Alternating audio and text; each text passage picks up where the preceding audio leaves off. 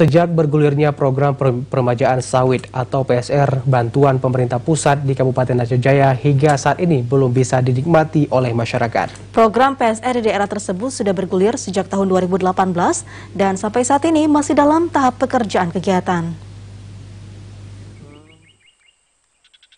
Sejumlah penerima manfaat program peremajaan sawit atau PSR di Kabupaten Aceh Jaya mengeluhkan hingga saat ini belum bisa dinikmati. Padahal program PSR di Kabupaten Aceh Jaya sudah bergulir sejak tahun 2018.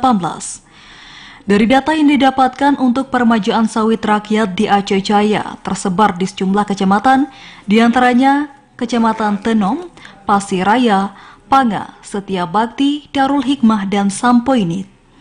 Program tersebut bertujuan untuk memperlancar kembali para petani sawit yang selama ini mengeluh terhadap hasil yang didapatkan akibat kebun sudah tidak lagi berbuah dan berbagai faktor lainnya.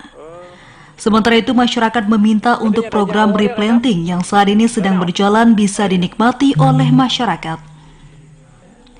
PJ Bupati Aceh Jaya Dr. Nurdin menyampaikan untuk kegiatan replanting yang saat ini belum bisa dinikmati oleh masyarakat, diperlukan pendampingan oleh pihak terkait.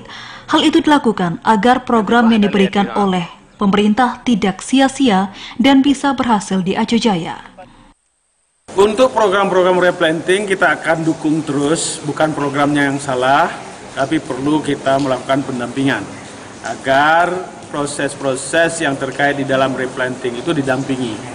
Kita akan maksimalkan fungsi penyuluh, fungsi-fungsi rekan-rekan yang membimbing masyarakat, itu untuk secara terus-menerus mendampingi masyarakat agar program-program yang sudah di launching oleh pemerintah itu bisa berjalan. Para masyarakat berharap ke depan program peremajaan sawit rakyat di Aceh Jaya bisa segera dinikmati oleh masyarakat, sehingga perekonomian masyarakat yang saat ini merosot bisa kembali meningkat. Dari Aceh Jaya, Musliadi, TVRI melaporkan.